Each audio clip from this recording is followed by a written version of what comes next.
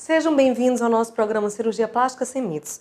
Na semana passada falamos sobre envelhecimento facial e aí durante toda a semana eu recebi muitas dúvidas de pessoas querendo saber sobre a cirurgia para rejuvenescimento, que é a blefaroplastia para rejuvenescimento das pálpebras e a ritidoplastia ou lifting cérvico-facial para o rejuvenescimento do terço médio e inferior da face. Quando devemos pensar em fazer uma cirurgia para rejuvenescimento? Gente, não existe uma idade ideal para isso, tá? Tudo vai depender de quando surgem os sinais que devem ser tratados cirurgicamente. Quais são eles? Por exemplo, no terço médio da face, quando existe uma queda acentuada dos tecidos, nós observamos que aquele sulco nasogeniano, que é o famoso bigode chinês, já não responde tão bem ao preenchimento com ácido hialurônico, devido à queda e o peso do tecido sobre ele. Quando a gente observa, por exemplo, que todo o desenho em contorno da mandíbula já é afetado também pela queda dos tecidos, quando existe uma flacidez acentuada do pescoço, aí sim nós devemos pensar numa cirurgia. Em relação às pálpebras, observamos também que existe uma queda de tecido sobre as pálpebras, muitas vezes afetando a visão, e aquelas bolsas de gordura também dando aquele aspecto de cansaço para o paciente. Outro motivo também que leva o paciente a querer fazer a cirurgia é a expectativa em relação à própria imagem.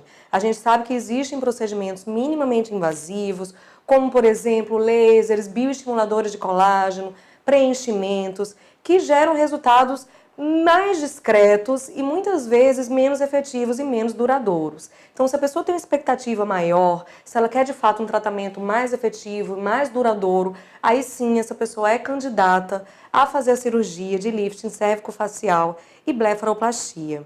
Muito importante também entender que o terço superior da face, como por exemplo as rugas, né, essas rugas que ficam entre os corrugadores, entre as sobrancelhas, por exemplo, a ruga que fica na testa, a ruga que fica aqui, os famosos pés de galinha, eles não são tratados com cirurgia, eles são tratados ainda com a toxina botulínica, que é o melhor tratamento para terço superior da face. O que a gente faz nessa cirurgia, gente? Essa cirurgia ela serve para reposicionar os tecidos. Tá? Então a gente reposiciona aqueles tecidos que caíram com o tempo e todo aquele excesso de pele também é retirado. E dá para ter resultados bem naturais, sim.